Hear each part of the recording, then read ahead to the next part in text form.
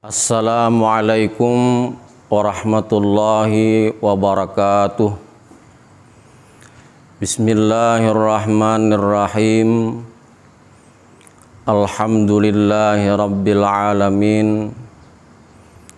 Alhamdulillahilladzi farrada alaina bisyam. Allahumma salli wa sallim wa barik ala sayyidina Muhammadin wa ala alihi wa ashabihi ajma'in, amma ba'du. Alhamdulillah, puji dan syukur kita panjatkan kehadirat Allah Subhanahu wa ta'ala. Kita semua berada di bulan yang mulia, bulan yang penuh berkah. Rasulullah sallallahu alaihi wasallam menegaskan betapa kelebihan Ramadan diberikan kepada umat Muhammad sallallahu alaihi wasallam. Rasulullah bersabda, "Faman tatawwa'a fihi bi khaslatin minal khair kana adda faridatan fi ma siwa wa man adda faridatan fihi kana kaman adda sab'ina faridatan fi ma siwa." Kata Rasulullah, barang siapa mengerjakan ibadah sunnah di bulan Ramadan, maka seolah-olah ia mengerjakan ibadah fardu di bulan yang lain. Dan siapa yang melaksanakan ibadah fardu di bulan Ramadan, maka seolah-olah ia mengerjakan 70 perbuatan fardu di bulan yang lain. Betapa mulianya bulan Ramadan sebagai hadiah kepada umat Rasulullah sallallahu alaihi wasallam. Kemuliaan dan keberkahan Ramadan ini haruslah menjadi momentum kita untuk mengisi dengan amal ibadah dan menambahnya dengan amalan-amalan sunnah. Ibadah puasa Ramadan yang difardukan oleh Allah kepada Nabi Muhammad sallallahu alaihi wasallam dan umatnya pada tahun kedua Hijriah. Dan ini berarti bahwa kewajiban puasa Ramadan dilaksanakan oleh Rasulullah sebanyak 9 tahun hingga wafatnya beliau Rasulullah sallallahu alaihi wasallam. Kita menyadari bahwa setiap perintah atau syariat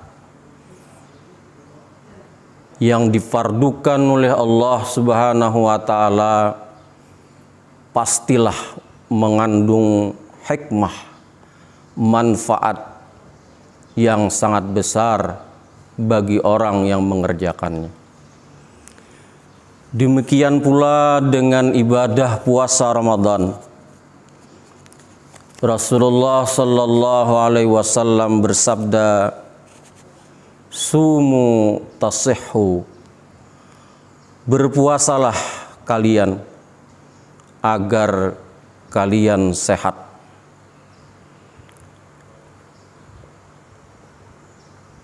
Dari pelaksanaan puasa Ramadan yang dilaksanakan yang sesuai dengan ketentuan tata cara yang telah dicontohkan oleh Rasulullah, paling tidak akan membawa kemanfaatan bagi orang-orang yang melaksanakan puasa Ramadan dengan betul. Paling tidak ada 3 manfaat besar ketika seseorang dapat melaksanakan puasa Ramadan sesuai dengan ketentuan, sesuai dengan syarat dan rukunnya, serta tata cara atau adab orang berpuasa. Pertama, dengan puasa Ramadan akan memberikan manfaat bagi kesehatan fisik seseorang. Secara biologis, bahwa makanan yang kita makan itu diproses di dalam pencernaan kita, dalam proses metabolisme. Dari makanan yang terakhir kita makan, itu akan selesai secara tuntas diproses, memakan waktu kurang lebih 8 jam. Kalau kita misalnya mengakhiri bersahur dengan imsak kurang lebih jam 5, jam 4:30 menit, maka kalau kita tambahkan dengan kurang lebih proses pencernaan makanan 8 jam, mungkin kita akan mendapatkan di angka jam 12 kurang lebih.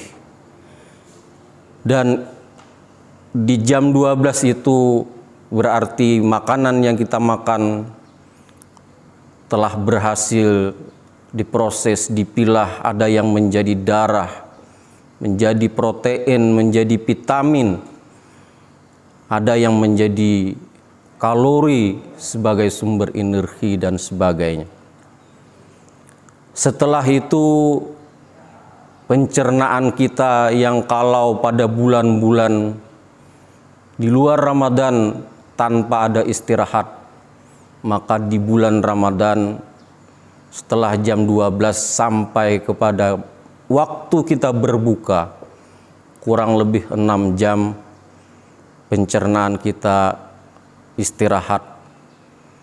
Dan di dalam kondisi yang demikian akan membawa efek yang positif bagi pencernaan kita, bagi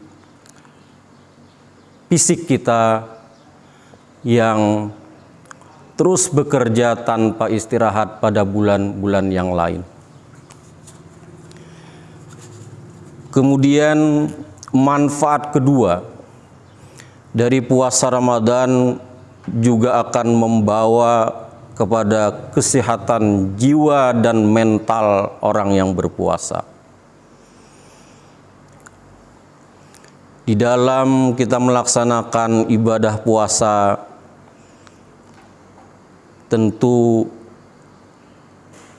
kita dilatih untuk mengendalikan emosi kita, pikiran kita, dan hawa nafsu kita. Rasulullah Sallallahu Alaihi Wasallam setelah pulang dari peperangan yang besar, beliau bersabda, "Raja'na min jihadil asghar ila jihadil akbar." kita kembali dari jihad yang kecil menuju kepada jihad yang besar, yaitu pengendalian hawa nafsu. Hawa nafsu itu diibaratkan sebagai api, maka api yang masih kecil, api yang terkendali, bisa kita gunakan untuk keperluan kita sehari-hari, untuk memasak, untuk berbagai kegiatan-kegiatan lain. Tapi apabila api tersebut sudah besar, tidak terkendali lagi, maka akan membawa kepada musibah yang besar pula.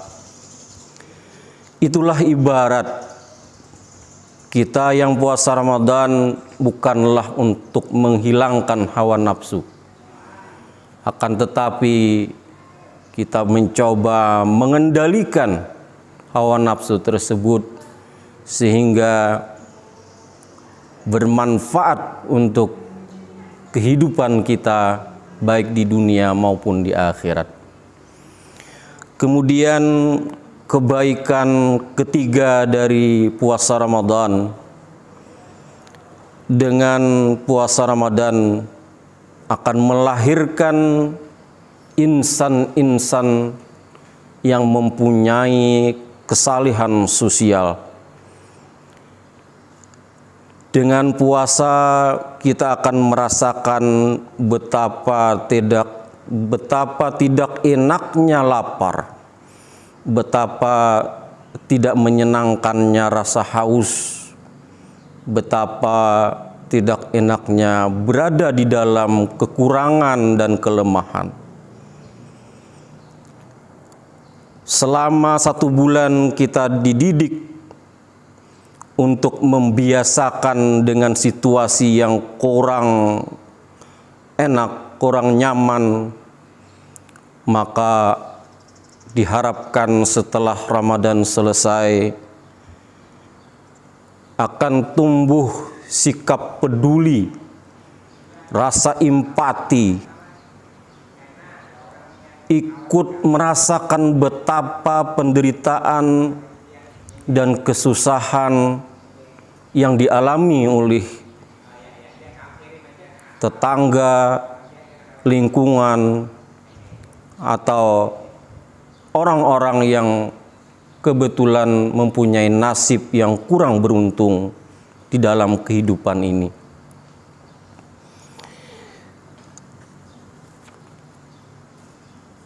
Di dalam kepedulian kita terhadap lingkungan ini, tetangga kita, Rasulullah menegaskan, barang siapa yang beriman kepada Allah dan hari akhir, hendaklah ia berbuat baik kepada tetangganya. Hadis riwayat Bukhari. Atau di dalam hadis lain, Rasulullah memberikan gambaran kepada Abu Dzar radhiyallahu an. Kata Nabi, wahai Abu Dzar, jika engkau memasak kuah, maka perbanyaklah airnya dan kemudian berikan kepada tetanggamu. Dari 2 hadis ini menggambarkan betapa kita harus peduli terhadap jiran tetangga kita, sampai-sampai Rasulullah mengibaratkan ketika kita ingin membuat kuah, perbanyak, kata Rasulullah, airnya. Begitu indahnya didikan Rasulullah, dan ini ada pada pelaksanaan ibadah Ramadan yang kita laksanakan ini.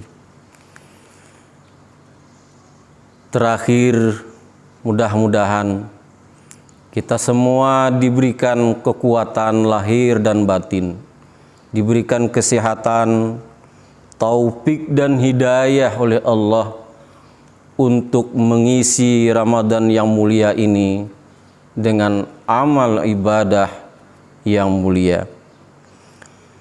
Allahumma Rabbana taqabbal minna salatana wa siyamana wa qiyamana wa ruku'ana wa sujudana wa takhashu'ana wa tadarru'ana wa ta'abbudana wa tammim taqsirana ya Allah ya arhamar rahimin. Allahumma innaka afuwun karim tuhibbul afwa fa'fu anna. Wabillahi taufiq wal hidayah. Wassalamualaikum warahmatullahi wabarakatuh.